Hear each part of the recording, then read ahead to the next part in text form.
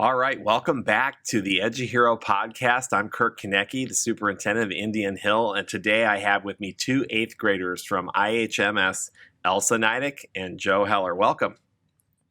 Hi, thank you. Thanks for being here. This is great. Elsa, you're excited, but I'm excited to have you here. You're going to be part of an upcoming fall production at the middle school, which I know you're excited about, A Ghost Tale for Mr. Dickens. It's going to be October 20th, Friday night, and then Saturday night the 21st. The performances begin at 7 o'clock, and they're going to happen in the new auditorium there, the Sue Harder Memorial Performing Arts Center. Tell me a little bit about A Ghost Tale for Mr. Dickens, we kind of know some of the story, but why are you excited about it? Okay, so I'm super excited because we are going to have amazing effects and everything, and the actors and actresses are just amazing. The music is really, it puts you into the story, you understand what's happening, and it's exciting. Yeah. And you guys have a little background now. You've been doing your rehearsals for a while, Joe. What happens in the background that people may not know about who haven't done theater and drama performances before? The camaraderie when you guys are spending all your afternoons and evenings together. So sometimes we'll just go in the early stages, you have auditions. Number one, cast list comes out, and then after that you have a whole cast meeting. Then you find out what scenes you are in and stuff like that. Mark your calendars for the dates. Then as you go on, you come to the final stages, and it's goes till 8, and it's crazy. But how many years you been doing this now? Since 6th grade, so that's 3. So, would you say that you've made a ton of friends and great relationships being involved? Great community to be a part of. It's definitely a new community, and I would highly encourage if people are looking for people to hang around and have a friend group to be involved in. You're putting a lot of time and hours into this, Elsa. So, again, modern 8th grader is probably a lot like it was for me when I was in high school years and years ago. Things have changed a lot, right? So for adults who are listening out there, how do you go about balancing all that's in your schedule as a modern 8th grader with this and classes and all the other activities that you do? How do you balance that? I definitely just cut out times in my day where this is for only schoolwork, and I just make sure I grind on my schoolwork. And I play sports field hockey, so that was in season during the beginning of this, and I just make sure that I'm not feeling stressed and that I have time to relax and make sure that I'm healthy, and really just making sure that everything is going good and smooth and that nothing is of worry to me. So you're taking time to disconnect. You're taking time to block your schedule. You're making sure you're getting some rest. Joe and I were joking about the trip that he just went on, which we'll hear about in a minute. But sometimes it's hard, right, when you want to work in that social life, and then on top of it, you're doing how many hours a day, Joe, of rehearsals right now?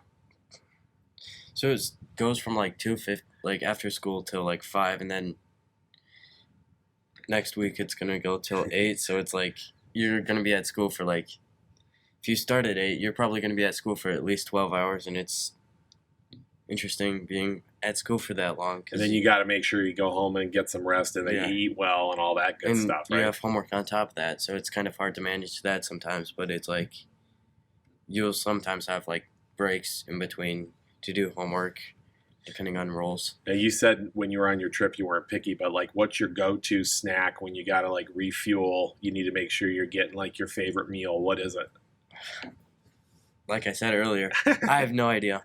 I literally will not eat. See, for me, it's pizza. If I'm on an island and I can only pick one thing, I gotta have a slice, a New York slice of pizza. But you're okay. I mean, it's green beans, and then my grandmother's hand mixer whipped potatoes. Okay, see, I would have never known that or thought that, but that is awesome. There you go. Disgusting. Grandma's homemade? No.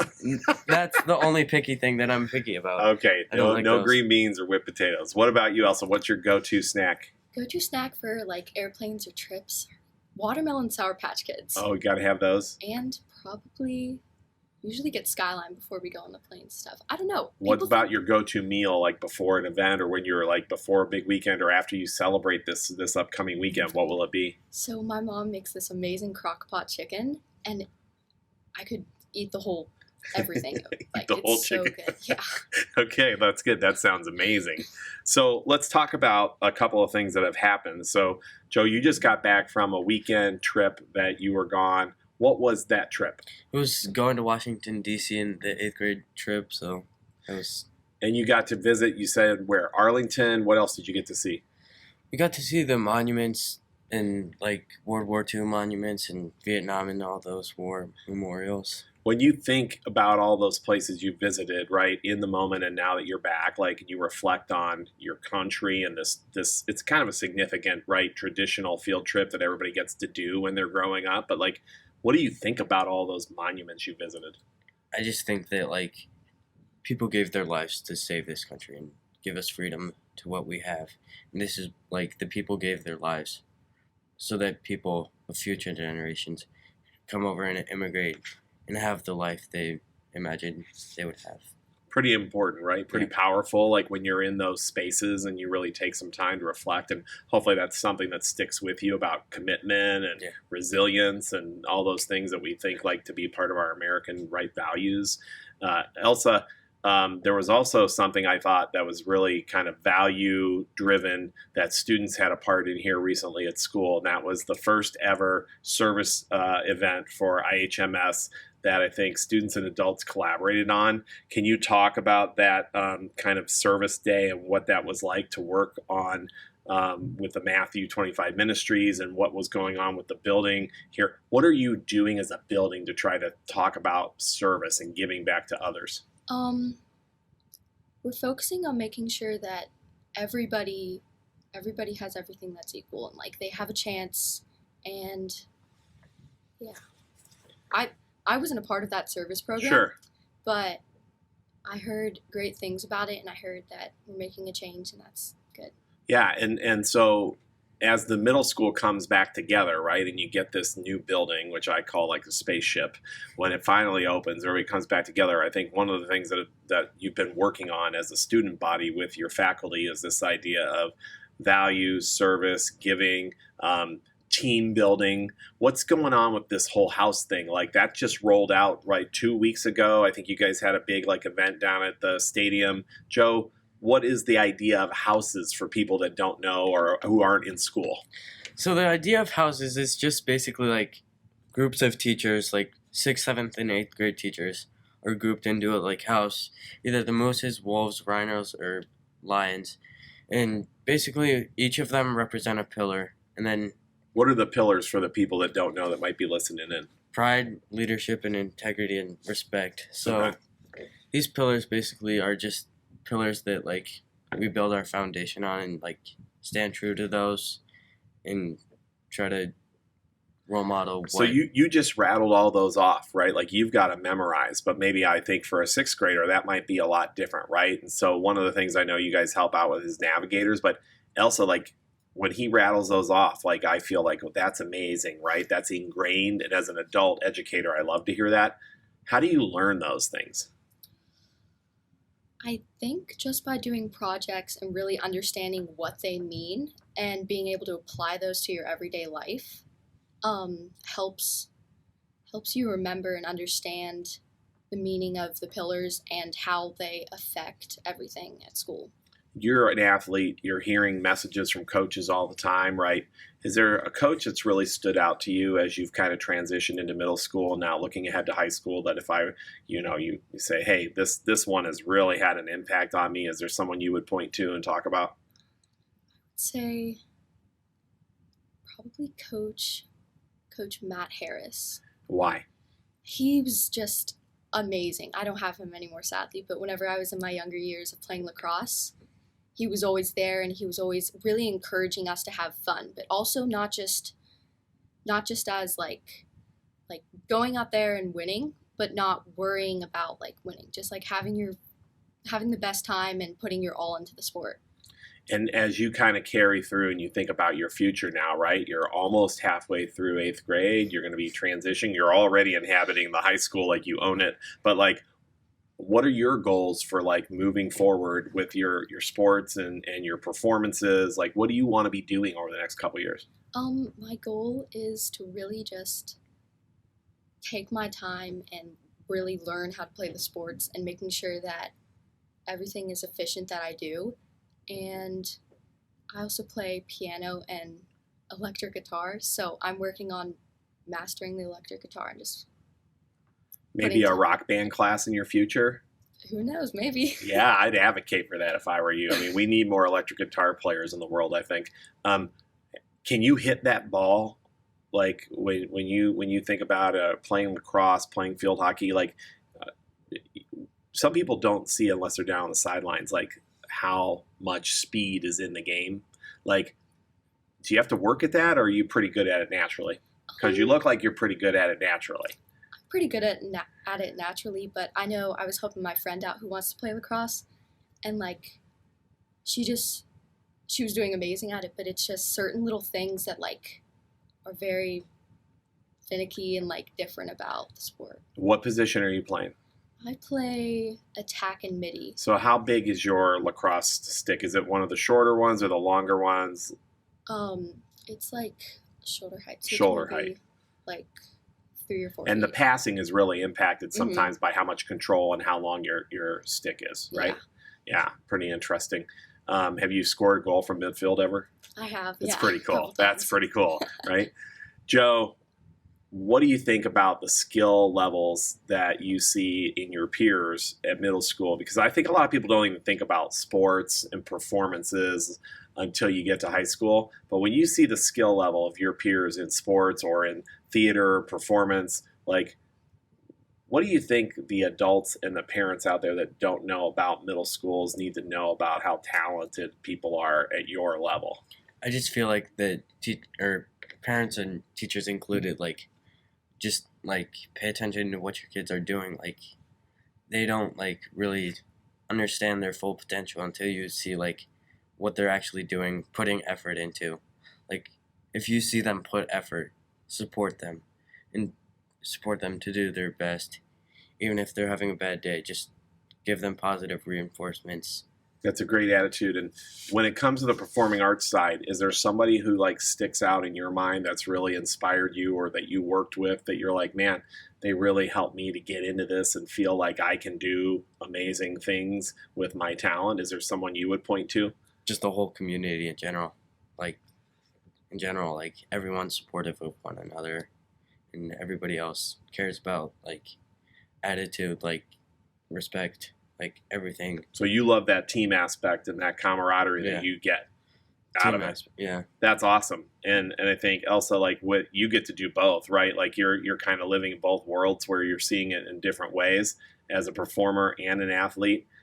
How important is that idea of teamwork as we move forward? And could you guys talk a little bit about like what Navigators is about in terms of teamwork? So Navigators is a leadership-based program, and it's really just about like making sure that like teaching the Navigators teamwork and stuff. And whenever we go to see the 6th graders, we're teaching them how to be the best person that they can be. So you're 8th graders modeling the 6th graders. Mm-hmm. And when she says how to be the best person you can be, like, what do some of those activities look like? So, like, for example, we're doing, like, this team building activity next week where, like, someone, like, you're linking pinkies with one another. Someone flips a coin. If it's heads, it's like quarter squeeze relay, where you squeeze someone's hand all the way down to the line. You try to grab the thing off the table or whatever. And then if it's tails, you don't squeeze. If someone squeezes and then they pull the thing and it wasn't heads, you lose a point. You're trying to teach collaboration, right, with the group. And you got to stay in tune with the rest of the group as you're doing that activity. Only you're using body parts and whatever. Yeah, and you have your eyes closed. Yeah. And so, again, you're having to think in the moment, but you're also, as the 8th graders running the activities of the 6th graders, you're modeling, right, and what the outcomes could be. That's really important, obviously, for everybody to feel like a part of a group, a part of a team, a part of that camaraderie you were talking about. As the high school or as the middle school opens in January and comes back together for the first time really in 3 years, you guys, we were joking, right? You're going to be the first and the last, but you're going to be the first 8th graders to inhabit the new Indian Hill Middle School. I think that's going to provide some real opportunities for some school spirit and some gathering and togetherness, right? And I know that your principal, Lauren Gentine, has been working a lot on this idea of the houses and the teams, but also expanding from the navigators to other leadership opportunities. What do you think about demonstrating leadership, like 8th graders telling the world, right? Like, you guys could pretty much run the school if you were given the responsibility to do it, don't you think, at this age? It depends on the person. Like, I mean, it literally depends on the person. But in general, I mean, you've got a pretty strong class here, right? Academically performing, athletically. I mean, the 8th grade, 7th and 8th grade teams this year are doing amazing this fall to start the school year. In terms of people giving you responsibility, Elsa, is that something you want and crave at this point in your life, or is it something that you're still like a little nervous about and you want a nudge or a push or an invitation for? I would say I could do it, but I think there are many other people who would love to have that opportunity, and I have so much on my plate that it's easy, but it's hard at the same time. How do you cultivate that to get other people to become a leader like you are, or Joe, to get that, to have the voice like you've developed? Like, you're so calm, cool, and collected when you talk to me. Like, I feel like I'm talking to an adult all the time, you know. And again, I like to treat people like young adults, right? And how do you cultivate this idea of student voice that we hear in schools and giving people responsibility? What do you think needs to happen? I mean, I was like, me personally, I was an only child for 11 years of my life. I was around adults, like college students, for example. Like, I was around older people for most of my life, and that's what like has helped me like become who I am. You have people modeling a lot around you that were older? For 11 years. So. Yeah. What's the most risky thing you've done to step out to lead in your mind? I don't know. Like, I have a 2.5-year-old brother. He's a handful, but like, he's funny and he's like interesting. So I sometimes offer for my parents to like, if I need to like stay home, if they want to go out somewhere, like I'll babysit. He's usually asleep, but like just taking that responsibility. That's a great example, right? It's something you know you can control and you can do, and it's even just to help your family. Yeah. To me, like, that's leadership, right? Like, defining leadership for you at this stage of your life is really important. So I think that's a great example. What about you, Elsa? Like, when you think about a risk you took in leadership responsibility, what's something that you've done? Whenever we first got a dog, I think I was 7, and it was a very big responsibility for me, but I did it, and I was proud of myself. I kept good care of the dog, and I really pushed myself to make sure that he was okay and like he was good. So that was back in 2nd grade you took that on. And that's great, but you remember that as a key moment, right, that you're proud of. And of course, when you think about all the things you've done now in school and moving on, right, you've applied some of those same skills, taking responsibility. I think both your teachers think of both of you as people who are willing to take responsibility. Let's talk about your teachers for just a moment.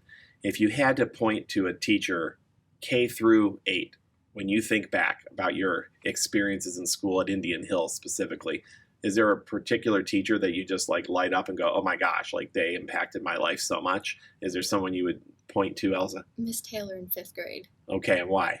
She just inspired me to do what I love, and at that point I was really into being a race car driver, and I still kind of am. Formula One, Mm-hmm. Max Verstappen.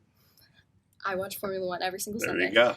And but she encouraged me to be the best person I can be and really push myself. And yeah, I don't think I would be the same person I am right now without her. So I never knew this before you came on now, Elsa. I am a huge race car fan. We're going to have to talk some more in the future about that. Formula One and how fast you can go, right? Joe, teacher that you would point to? I have multiple, if you ask me, because I came here in 3rd grade.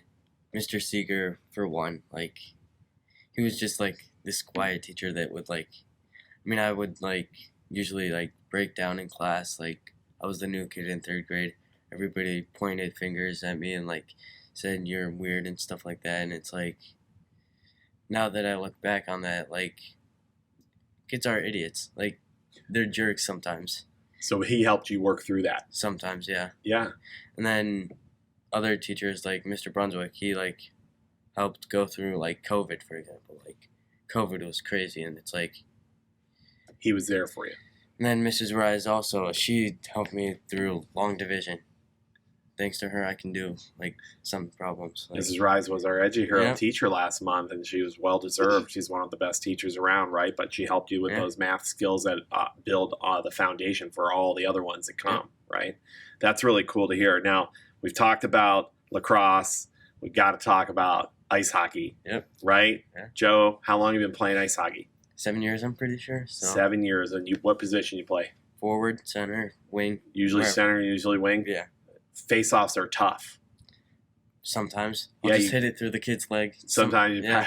get it through the legs. Okay, good. You got to work on that, right? Yeah. You got to have a plan when you go into a face-off, and it's kind of right that one time. Even though you're on a team on the ice, it's 1 against 1. Yeah. And so it's like a little matchup within the matchup. Yeah. Yeah. What's your favorite thing about ice hockey that you want people to know? Just the celebrations of the team building. Like, I'm saying this a lot, but like, teams are important. Like, if one person's negative, whole team will turn negative in a split second. So staying positive in the moment. This is, again, a high-speed, high-octane sport, kind of like you play, Elsa. Have you seen a hockey game before? I have. I got a feeling you might like it. There's a little bit of bumping that goes on the field in lacrosse, but you're not wearing equipment. Joe, like, how long did it take you to get used to that feeling of, like, the bumping and the checking in hockey? It's not that bad. Not that bad? I mean, I'll bump kids and they're like, they obliterate and it's fun. But I think it's fun because What would you think if Indian Hill had a hockey team? it would be incredible. Like, You think there'd be people that would play? yeah, I would think so. Like, it depends on the group, but yeah. Yeah, it's interesting because we've had parents and students kind of come to us the last couple of years and say, hey, we've got a group of people like Joe who are playing and are kind of moving through the schools now, like, why not us? So that's interesting. We'll stay tuned on that, right, for the future. Yeah. But having players like you with an Indian Hill jersey on, boy, that could be kind of exciting. So let's wrap this up with a little bit of a reminder. We've got this fall production. We're going to see 2 amazing people performing here Friday, October 20th, Saturday, October 21st, 7 o'clock, Ghost Tale for Mr. Dickens. What's your role, Joe? I'm Mr. Pinch, the Black Ghost, and Merlin or Morgan. So Okay, or Mor- looking for you. Merlin. Going to be looking for you in this role. I'm Annie. You're Annie. And Elsa, you got to get some sleep before this weekend, right? Like, you guys got to really keep the practice going, but get ready. You guys are just going to be amazing. I can't wait to see. I was so glad that you could join me for the EduHERO podcast today. Let's let the audience know on the way out, like 3-4 years from now, we look back on this, and we'll probably have you back when you're in high school, right? Like, what's going to be like your greatest accomplishment from middle school when you look back? Go ahead. You go. Go ahead, Joe. I'd have to say making it through. Like, it's a really tough time for most kids to make it through middle school, and it's like always been hard for everyone. Like, I know, like, And everybody you always has haven't a had hard a time. building for 3 years. Yeah. You've been in 3 different places over 3 years, and yet you've been resilient, and you're positive, and your attitude has been so special. That's how we know kids can do anything, right? But it's going to be really nice when you can actually get a building and finish strong. I think what you're saying is so true, though, right? Like, there's trials and tribulations in middle school that people generalize and stereotype about, but you've actually been through some of those, not just with the physical environment, Almost but then everything else that was Yeah. going on before, right? What about you, Elsa? Probably just managing my time. Like, I've never really felt stressed about school because my mom and my dad and my brother are always there supporting me in everything that I do, and I really appreciate that. So, yeah, probably just making sure that I have cut out time for everything. If your mom and dad, if your parents could see the smiles, oh my gosh, like through the camera, that makes me so happy. Thank you for being on the EduHERO podcast. Keep doing great work. Can't wait to see you guys perform. Thank you. Thank you. Have a good day.